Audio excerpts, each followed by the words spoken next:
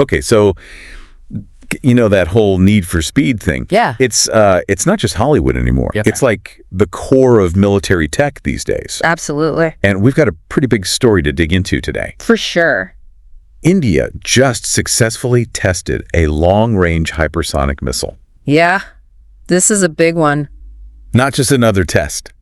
No. This could be a total game changer for global strategy. Huge implications. I'm your host, by the way, and with me today we've got... I'm an expert in and very excited to break this down. Great to have you here as always. Thanks for having me. So, okay, when we talk hypersonic, we're talking Mach 5 and beyond. At least. Which is what, like over 6,174 kilometers an hour? Yeah, that's over 3,800 miles per hour for folks in the U.S. Just to put that in perspective. Yeah. A Boeing 747 cruises at what, like 900 kph? About that, yeah. And even a bullet. Right. That's only going like 1,200 kph. Yeah, so hypersonic is on a whole other level. Totally different ballpark. Absolutely. And that speed that just changes everything for defense, quickly. Suddenly you have way less time to react. Right. And you can hit targets so fast. It's a whole new ballgame. So India now joins a pretty exclusive club with this tech. Very exclusive. We're talking US, China, Russia, and North Korea. The big players. And India's Defense Minister, Rajnath Singh, Yeah.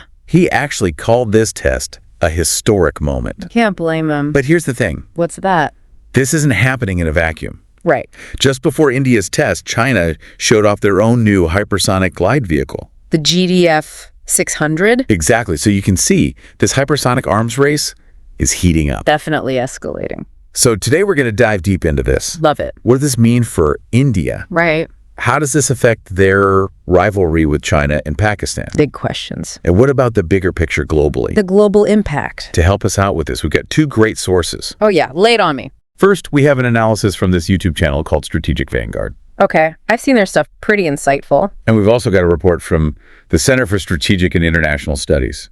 CSIS, good stuff. Yeah, their report is titled, "What Does India's Hypersonic Missile Test Mean?" Catchy. Okay, so let's get into this. Let's do it. What exactly makes hypersonic missiles such a game changer? Yeah, so the Strategic Vanguard analysis, they highlight 3 key advantages. Okay. Number 1, maneuverability at these insane speeds. Okay. So unlike those old ballistic missiles that just follow a predictable arc, Right. hypersonic glide vehicles, those are HGVs.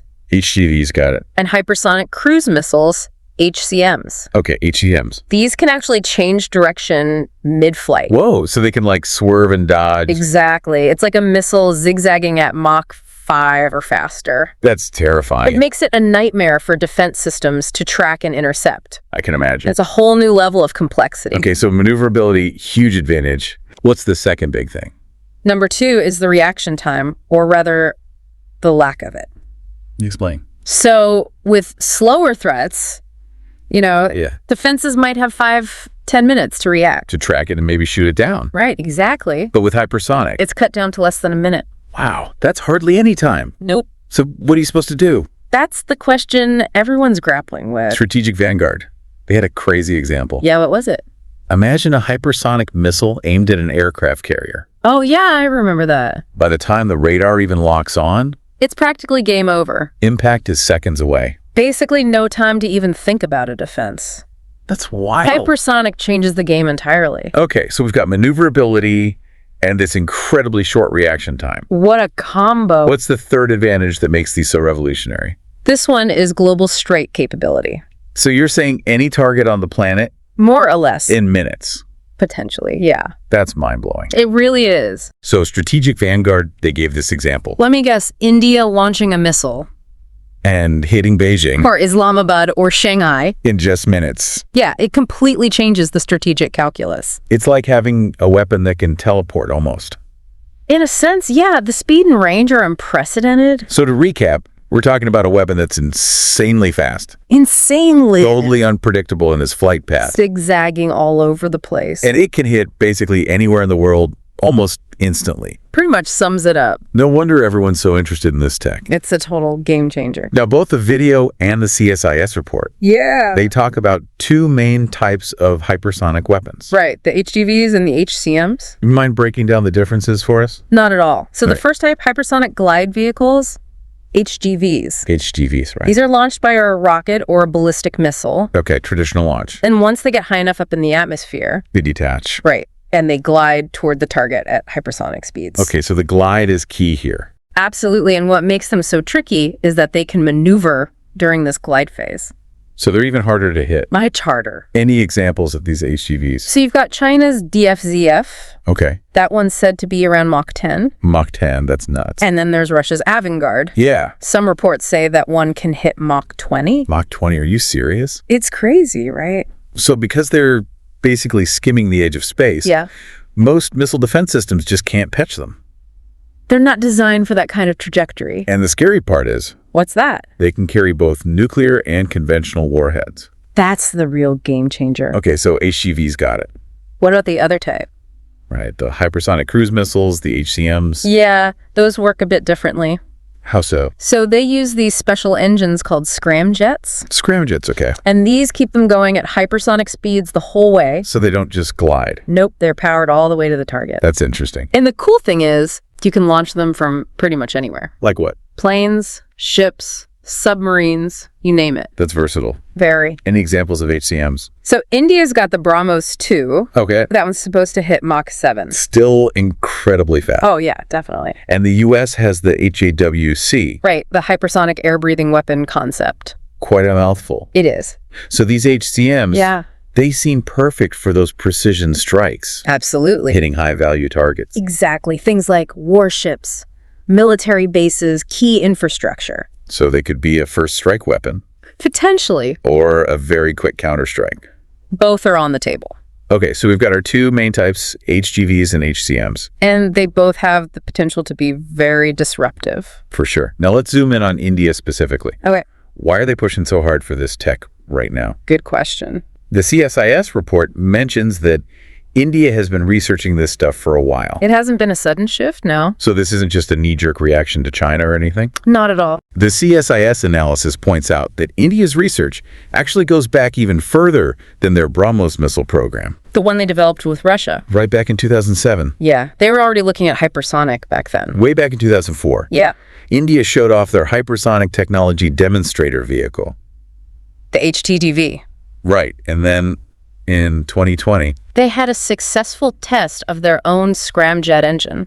So this latest test launch... It's really a culmination of years of work. Another step in a long process. Exactly. And of course, as we mentioned before, the timing of this is pretty interesting. Especially with China making their own moves. Exactly. It's all connected. The CSIS report stresses that India isn't operating in a vacuum. No one is. The global landscape is changing fast. Rapidly. Hypersonic weapons are becoming a big deal. A very big deal. The U.S. has been testing their own long-range hypersonic systems. Of course. Russia has apparently used their Zircon missile in Ukraine.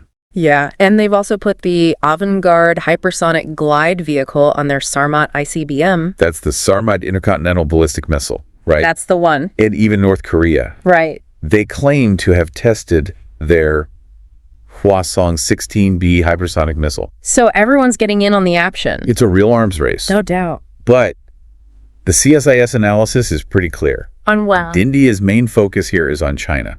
Makes sense. Those two countries have a long and complicated history. And a very long border. Yeah, and that leads to some serious security concerns for India. Understandably. The U.S. Department of Defense. The DoD? Yeah, they've even said that China is leading the pack when it comes to hypersonic weapons. Both conventional and nuclear capable. China tested their DF-27 hypersonic glide vehicle in 2023. That was a big one. And then there's the DF-17. That's their medium-range ballistic missile with an HGV. And that could really change things. It has the potential to be a real game changer. So for India, keeping up with China on this is crucial. Absolutely. It's a matter of national security. There's got to have some way to deter China. Exactly. So how does this new hypersonic missile help India strategically? Right. So there's a great quote from General John Hyten. Okay. He used to be the commander of U.S. Strategic Command. Got it. He said that hypersonic weapons give you response long-range strike options against distant, defended, and/or time-critical threats when other forces are unavailable. So basically, it's a way to hit back hard and fast. Exactly. Even if your other options are limited. Precisely. So for India, this means their deterrence is a lot stronger now. For sure. These missiles are so fast and maneuverable. And you can fly them low. Making them really hard to track and intercept. It's a nightmare for defenses. This gives India a much better chance of hitting back if they need to. And that makes them a more formidable opponent. Makes other countries think twice before messing with them. Absolutely. Now the DRDO. India's Defense Research and Development Organization. Right. They said this missile can carry various payloads. Interesting. Which obviously raises some questions. Look, what exactly are those payloads? Are we talking conventional explosives? Or could they be tactical nuclear weapons? And what does that mean for the region? It definitely adds a whole new layer of complexity. Okay, so we've got India testing this missile. Yeah. What about their neighbors? China and Pakistan. Right. Have they said anything about this? So both the CSIS report and the Strategic Vanguard analysis, they both point out that China and Pakistan have been pretty quiet so far. Really? No official statements or anything. Huh. It's interesting. The CSIS report says this is kind of typical for China. They tend to play it cool in these situations. So no angry pronouncements or anything? Not yet, anyway. But the CSIS report reminds us that China has spoken up before. When India's made big military moves. Like when... Remember when India developed those ICBMs that can carry multiple warheads? MIRVs? Yeah, after India tested their Agni 5 missile. What happened? A Chinese Foreign Ministry spokesperson mentioned UN Security Council Resolution 1172. And what does that say? It's all about keeping peace and stability in South Asia. So basically a subtle warning to India. Kind of a diplomatic way of saying, hey, we're watching you. Okay, so China's been quiet so far. But they're definitely paying attention. What about Pakistan? So the CSIS analysis suggests that Pakistan might step up their own hypersonic efforts. Because of India's test. Exactly. They might feel like they need to keep up. And they could get help from China. That's definitely a possibility. But does Pakistan even have a hypersonic program? Officially, no.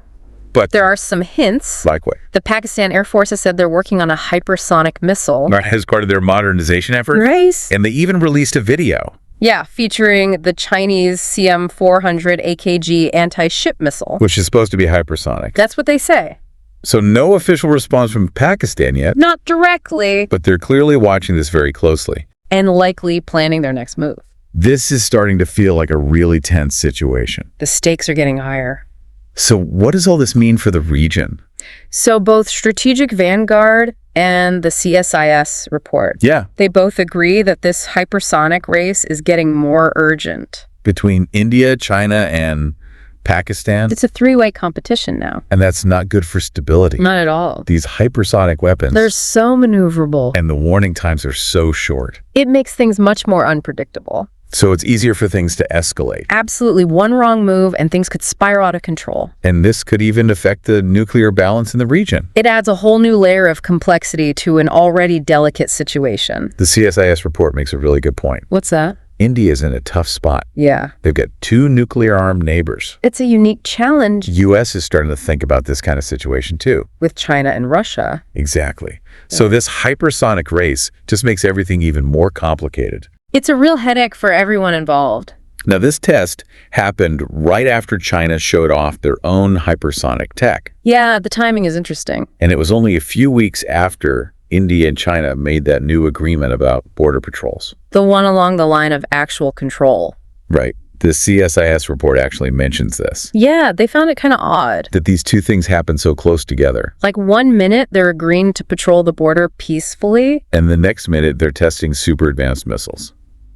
It seems contradictory. The report points out that this border pact happened 4 years after those deadly clashes. Back in 2020. Yeah, so there's still a lot of mistrust between these two countries. For sure. And even the experts in India. Yeah. They're decided on this new border agreement. Some think it's a genuine sign that things are getting better. Right. Others think it's just a temporary truce.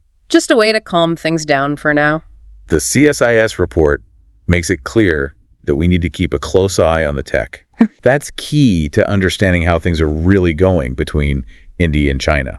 It's a crucial piece of the puzzle. So developing these hypersonic missiles? It's not easy. Definitely not.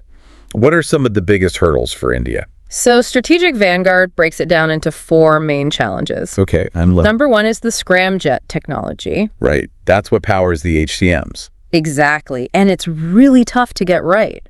How so? You have to get the airflow just right inside the engine, At supersonic speeds. which is insanely difficult. And then you have to make sure the fuel burns properly, again at hypersonic speeds. It's like trying to light a match in a hurricane. That's a great analogy. Gives you a sense of the challenge. So even though India's had some success with their scramjet, With the HTDV test. it'll still be a while before they've got a fully operational scramjet-powered missile. A few years at least. Okay, so scramjet tech is a big one. Huge. What else is holding India back? So the second challenge is money. Or rather, the lack of it. Even though India's defense budget is growing, It's still got to cover a lot of ground.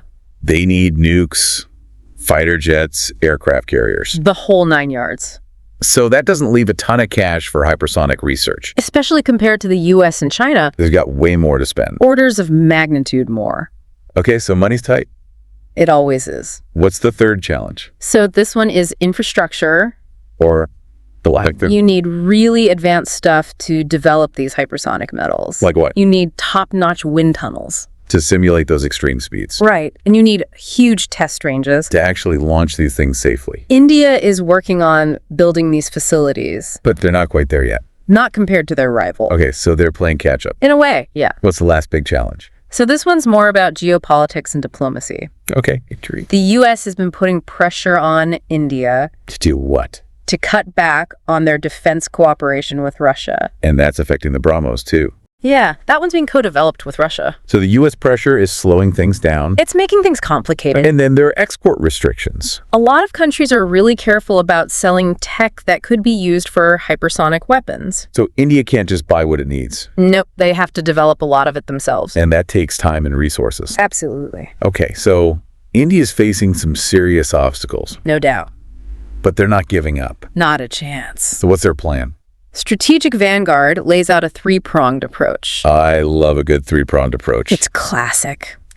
Okay, break it down for me. So first, they're trying to get the public and private sectors working together better. Okay, team effort. Yeah, exactly. So organizations like ISRO and DRDO. The Indian Space Research Organization and the Defense Research and Development Organization. Right, and companies like HAL and L&T. Hindustan Aeronautics Limited and Larsen and Toubro. They're all supposed to be working together more closely. Sharing expertise and resources. Makes sense. The idea is to get the best of both worlds. The government and the private sector. Exactly. What's the second part of the plan? So India is also reaching out to other countries. For help? In a way, yeah, they're looking for strategic partnerships. Like with who? France and Israel are two big ones. What can they offer? They've got advanced tech and expertise that India needs. And they're willing to share. To an extent, yeah. It's all about mutual benefit.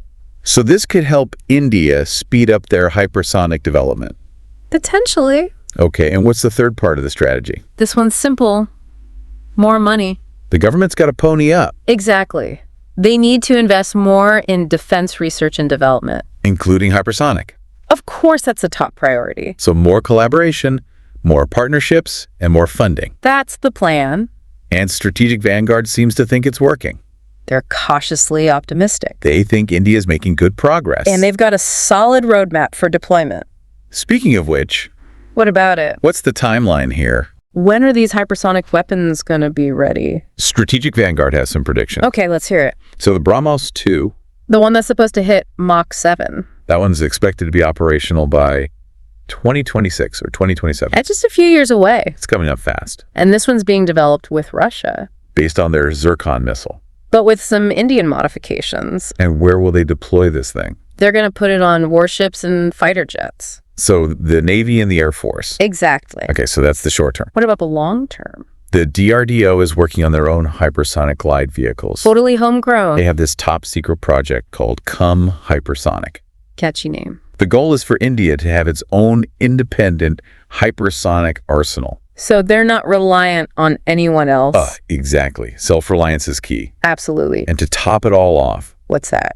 India is also developing a hypersonic missile defense shield. To protect themselves. This is a smart move. You have to play both sides. What will this shield involve? Advanced radars, for one, To detect incoming threats. and AI-powered tracking to keep tabs on those hypersonic missiles. And maybe even directed energy weapons. Dark lasers. That's some next level stuff. It's a future of defense. So India's got a plan.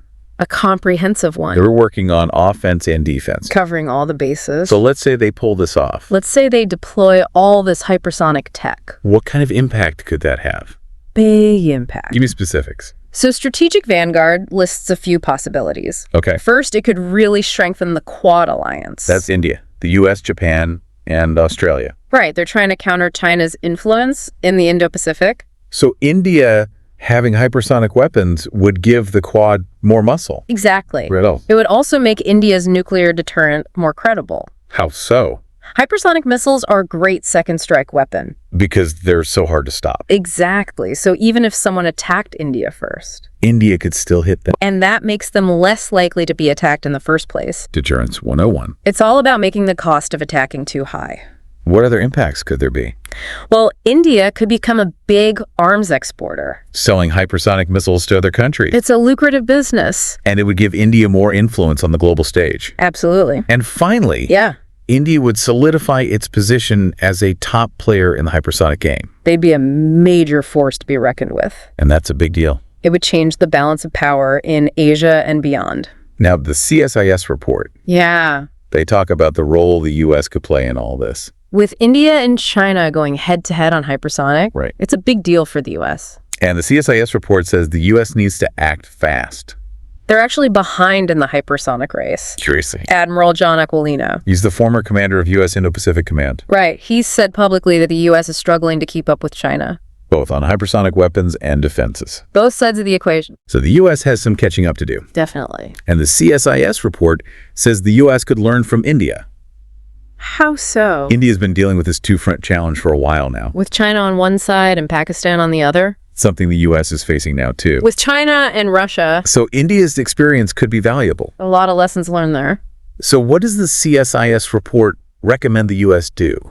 They suggest two main approaches. Sure. First, they say the U.S. should talk to India directly. Bilaterally, Exactly. through those existing channels. Like the 2+2 dialogues. Those are the meetings between the U.S. and Indian defense and foreign ministers. Right. They should talk about India's hypersonic program. And about the specific threats from China. And they should share more intel. So both sides know what's going on. Transparency is key. Okay, that's the bilateral approach. What about the bigger picture? What's the second recommendation? So the CSIS report says the U.S. should use the Quad To do what? to share information and coordinate strategies with their allies. Japan and Australia. Right. So the Quad could become a united front against China's hypersonic ambitions. Exactly. Strengthen numbers. The report points to AUKUS as a good example. That's the security pact between the U.S., the U.K., and Australia. They're already cooperating on hypersonic testing. Which is a good start. And the U.S. and Japan are working together on missile defense. So there's already some collaboration happening. And the Quad is having another summit soon in India. Perfect timing The CSIS report says that's a great opportunity to talk about all this. to hash out a plan. So lots for the U.S. to think about. Lots to do. Sort of wrap things up. Yeah, let's tie it all together. India testing this long-range hypersonic missile. It's a big deal. It's a major step forward for their military. It puts them in a whole new category. They're in the hypersonic club now. With the big players. And this is definitely going to shake things up. Especially with China. This rivalry is already intense. And this just adds fuel to the fire. Hypersonic weapons have some serious advantages. Speed maneuverability range. But India's got a tough road ahead. The tech is hard to master. Money's tight. And there's a lot of international pressure. But India's got a strategy. They're pushing for indigenous development. They're working with other countries. And they're investing more in defense research. So they're serious about this. Absolutely. And the implications for South Asia are huge. This could change the whole balance of power in the region. And the U.S. is watching all this very closely. They have to. This is a challenge for them, too. It's a global issue now. So that's the story of India's hypersonic missile test. But it's not over yet. This is just the beginning. The hypersonic age is dawning. And it's going to be interesting to see how it all plays out. It's a brave new world. So we've covered what happened, Yeah. but I want to leave you with something to think about. Hit me. What does all this mean for the future? Good question. This hypersonic tech is spreading fast, To more and more countries. and it's really hard to defend against. That's the scary part. So does this make the world a more dangerous place? It's a valid concern. What happens to arms control? Can we even control these things? And who's next? Who else is going to get hypersonic weapons? How will that change the global balance of power? These are the questions we need to be asking. This is just the start of a whole new chapter in military history. And the ending is far from written. Thanks for listening. And thanks for having me.